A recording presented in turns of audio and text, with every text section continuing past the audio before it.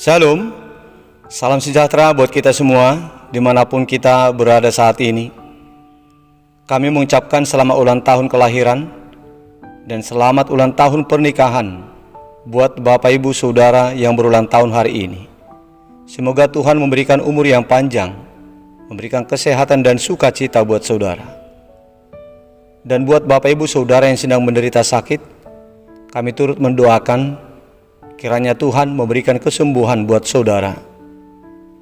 Demikian juga buat Bapak Ibu, saudara yang mempunyai pergumulan hidup. Kiranya kuasa pertolongan Tuhan memulihkan keadaan kehidupan saudara kembali. Bapak Ibu saudara yang terkasih, sebelum kita mendengarkan firman Tuhan renungan hari ini, marilah kita terlebih dahulu memuji Tuhan dengan menyanyikan buku ND nomor 404 ayat 1 dan ayat 3.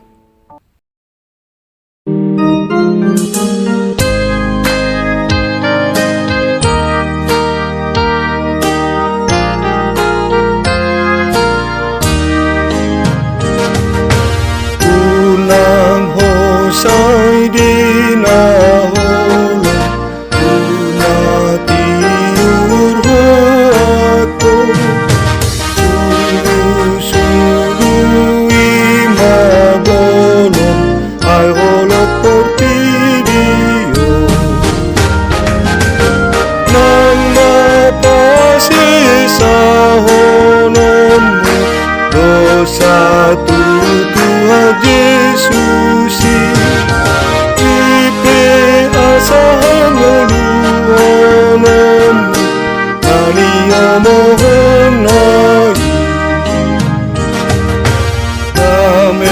dohot hati uro turo hamano tongro ni roha tobuan salam tuta benado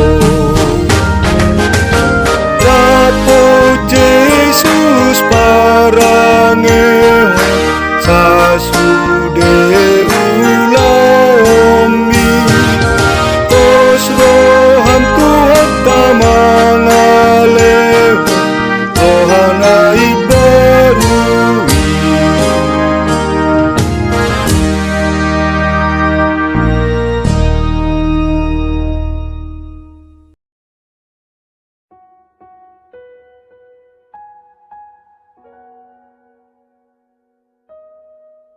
Kasih karunia dan damai sejahtera dari Allah Bapa kita dan dari Tuhan Yesus Kristus menyertai saudara. Amin. Bapak Ibu Saudara yang terkasih, firman Tuhan untuk kita hari ini tertulis dalam kitab Keluaran pasal 23 ayat 8 yang berkata demikian. Suap janganlah kau terima, sebab suap membuat buta mata orang-orang yang melihat dan memutarbalikkan perkara orang-orang yang benar. Demikian isi firman Tuhan. Bapak Ibu Saudara jemaat Tuhan, kali ini kita diingatkan kepada aturan hidup yang disampaikan oleh Allah kepada umatnya Israel pada saat bangsa Israel dalam perjalanan menuju tanah Kanaan. Aturan hidup yang dimaksudkan dalam nats renungan hari ini adalah aturan tentang tingkah laku yang baik, tentang hati yang tulus, adil, dan lurus di saat mengadili untuk mengambil keputusan yang benar, yang objektif, yang berdasarkan kebenaran Allah. Dari beberapa poin aturan itu, salah satunya dalam nats renungan hari ini adalah tentang suap. Di dalam perundangan, dalam aturan yang Tuhan sampaikan kepada umat Israel saat itu dikatakan, supaya mereka tidak mau menerima suap. Beberapa tahun terakhir ini sangatlah banyak dibicarakan tentang KPK, Komisi Pemberantasan Korupsi.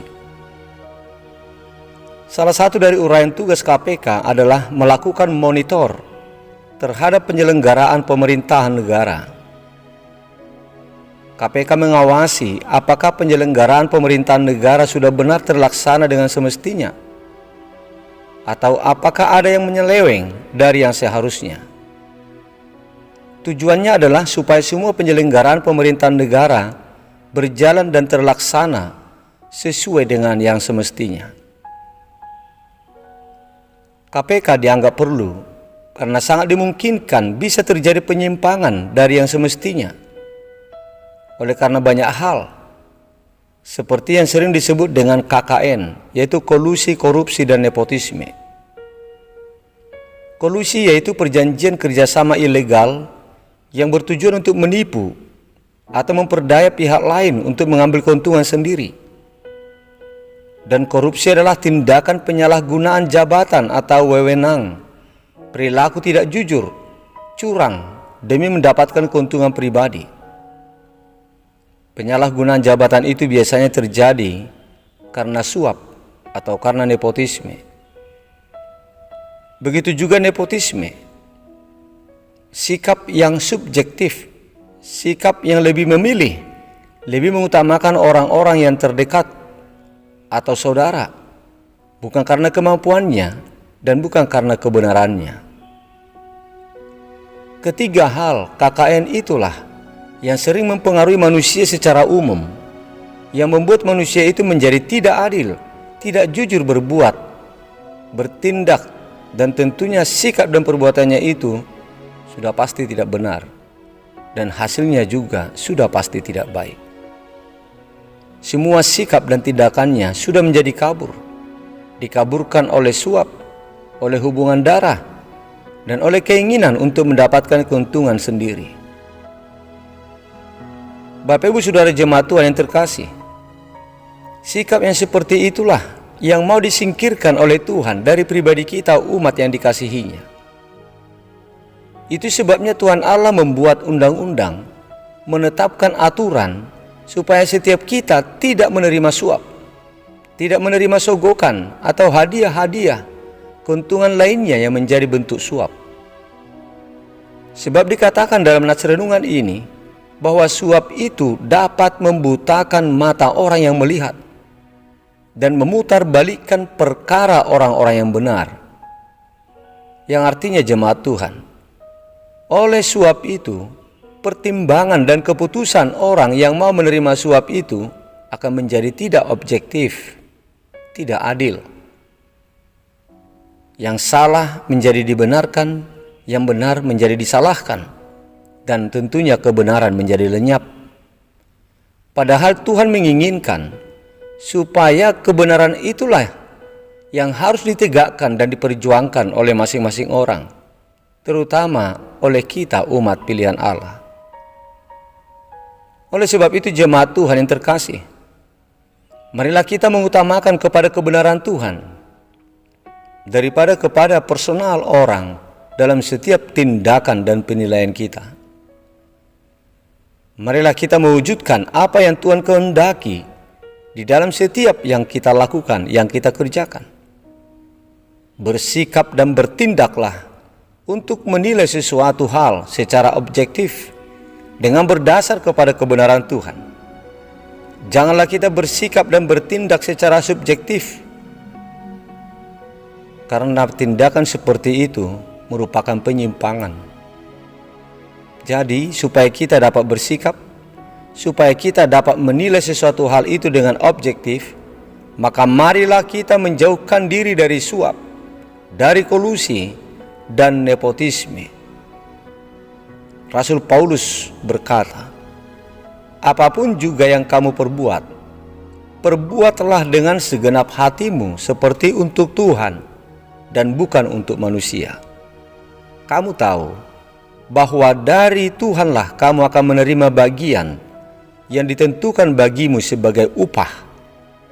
Kristus adalah Tuhan dan kamu hambanya. Barang siapa berbuat kesalahan, ia akan menanggung kesalahannya itu, karena Tuhan tidak memandang orang. Kolose 3 ayat 23 sampai ayat 25. Amin. Marilah kita berdoa. Bapa di surga, Bapa yang kami agungkan di dalam nama Yesus Kristus Tuhan kami, ucapkan terima kasih atas berkat-Mu ya Bapa di dalam kehidupan kami hingga saat ini. Terima kasih Bapa atas sapaan-Mu yang telah Engkau sampaikan kepada kami lewat renungan bagi kami hari ini. Engkau telah mengingatkan kami supaya kami menjauhkan diri dari segala suap yang dapat membutakan mata kami, yang dapat membutakan mata iman kami. Tapi biarlah kiranya kami selalu menerima kuasa Roh Kudus-Mu, supaya kami mengutamakan kebenaran Tuhan. Dan kelak kami akan menerima keselamatan yang kekal oleh karena kebaikan Tuhan, yang selalu memberikan upah yang baik bagi setiap orang yang setia mendahulukan kehendak dan kebenaran Tuhan. Ya Bapa, kami berdoa untuk saudara-saudara kami jemaat yang sedang sakit saat ini, yang dirawat di rumah sakit, dalam pemulihan di rumah. Terlebih Tuhan, kepada saudara kami yang sudah lama menderita sakit, yang belum menerima kesembuhan. Kasihani mereka ya Bapa, sembuhkanlah mereka. Berkatilah segala usaha perawatan pengobatan yang mereka terima, yang mereka lakukan, supaya semuanya itu mengandung kuasa Tuhan, disertai oleh kuasa Tuhan yang membawa kesembuhan untuk mereka. Bapa di surga, kami ucapkan syukur atas berkat perlindungan yang Kau berikan kepada saudara-saudara kami yang berulang tahun satu hari ini, yang berulang tahun kelahiran dan yang berulang tahun pernikahan. Biarlah kiranya Engkau selalu membimbing, menuntun, menggembalakan hidup mereka di tahun yang baru yang Engkau anugerahkan kepada mereka. Berkatilah mereka ya Tuhan, di dalam setiap langkah kehidupannya, di tahun yang baru yang Kau berikan kepada mereka. Berikanlah Tuhan umur yang panjang, berikanlah kesehatan dan sukacita. Ya Bapa, kami serahkan hidup kami satu hari ini hanya kepada-Mu saja. Biarlah Engkau yang selalu menggembalakan kami. Engkaulah yang menuntun kami Tuhan, yang memberikan kekuatan keselamatan di dalam melakukan segala aktivitas dan pekerjaan kami. Berkatilah anak-anak kami, berkatilah keluarga kami dan sanak saudara kami. Terima kasih Bapa, ampunkan kami dari segala dosa-dosa yang kami lakukan, agar kami layak untuk menerima berkat-Mu. Di dalam nama Putra-Mu yang tunggal, Yesus Kristus Tuhan kami, kasihanilah kami, dengarkanlah doa kami ini. Amin.